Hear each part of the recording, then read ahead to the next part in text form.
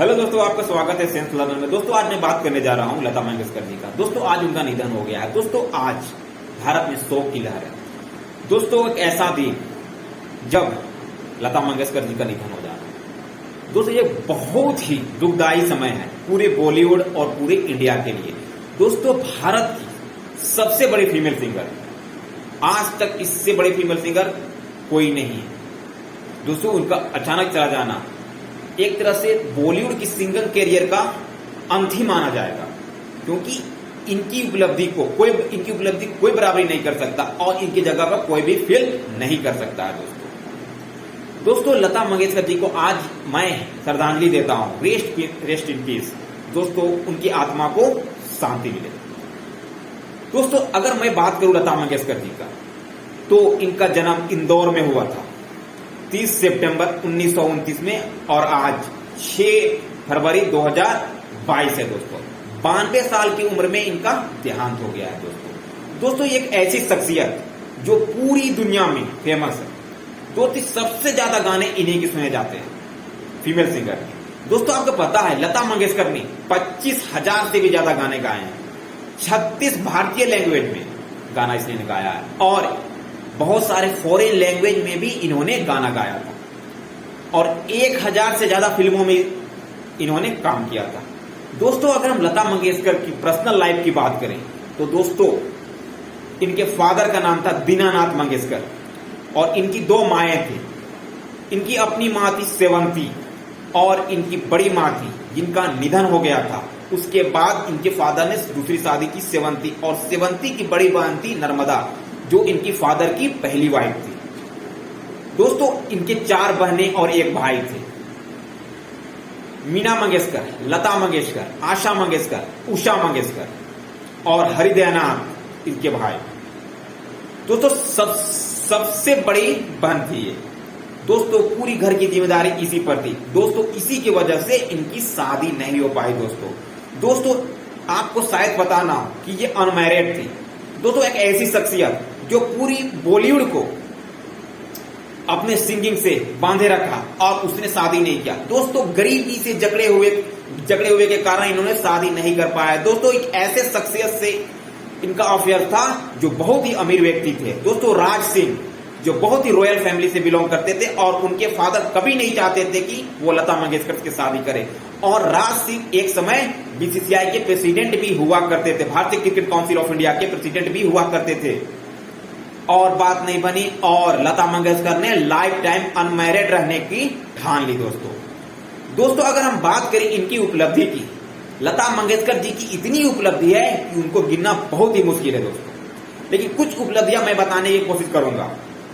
दोस्तों अगर बॉलीवुड में लता मंगेशकर को कितनी उपलब्धि मिली है, दोस्तों 3 बार नेशनल अवार्ड मिला है। दोस्तों बहुतों को तो 1 बार भी नेशनल अवार्ड नहीं मिला। दोस्तों film fair award, life time achievement award जो बॉलीवुड ने इन्हें दिया है।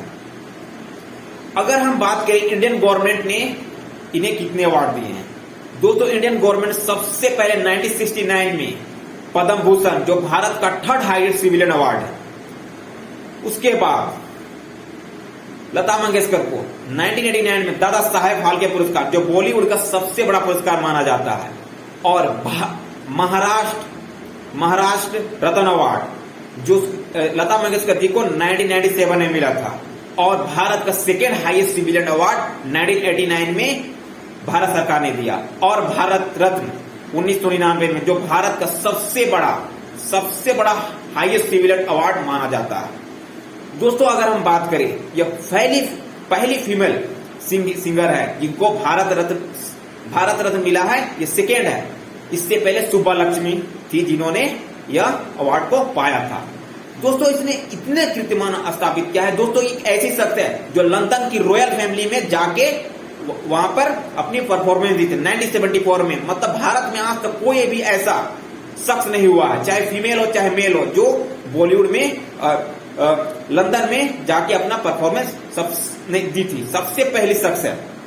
दोस्तों अगर हम बात करें लता मंगेशकर जी की कैरियर के बारे में, दोस्तों इनका कैरियर बहुत ही उतार चढ़ाव भरा रहा था। दोस्तों ऐसे जब इनको फर्स्ट टाइम मौका मिला था, दोस्तों मुझे बदल दी इस दुनिया की, पहला गाना उनका था। और उसके बाद उनके कैरियर में बहुत उतार चढ़ाव आया। दोस्तों एक ऐसे समय जब शशिधर मुखर्जी ने इन्हें रिजेक्ट कर दिया था क्योंकि इनकी वॉइस बहुत ही पतली थी, लेकिन गुलाम हैदर साहब ने इन्हें फिर से मौका दिया और उस समय से इसने पीछे मुड़ कर नहीं देखा और एक ऐसी उपलब्धि को हासिल किया जिसको आज तक कोई छू नहीं पाया है। और इनका गॉडफादर गुलाम हैदर को ये कॉन्फेस कर चुकी है कि 2013 में कि मेरे गॉडफादर है गुलाम हैदर जी। दोस्तों अगर हम बात करें लता मंगेशकर जी ने अंतिम गाना कौन सा गाया था, दोस्तों वीर जारा मूवी का 2004 में अंतिम फिल्मी गाना इन्होंने गाया था। उसने बहुत सारे गाने इन्होंने गाए थे, 4 से 5 गाने इन्होंने गाए थे। दोस्तों अगर एल्बम गाना सबसे पहले अगर सबसे लास्ट में इन्होंने गाया है दोस्तों 30 मार्च 2019 को मुझे सौगंध मुझे इस मिट्टी की, वो गाना बहुत ही प्रचलित हुआ था दोस्तों 2019 में।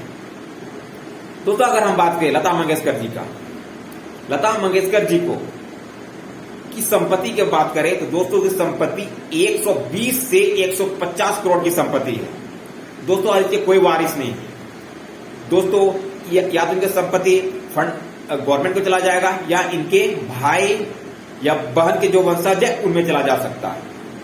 दोस्तों अगर लता मंगेशकर जी को की अगर बात करें तो सबसे ज्यादा इस क्षेत्र में सुना जाता है दोस्तों, इसे वॉइस ऑफ मेलोडी के नाम से जाना जाता है।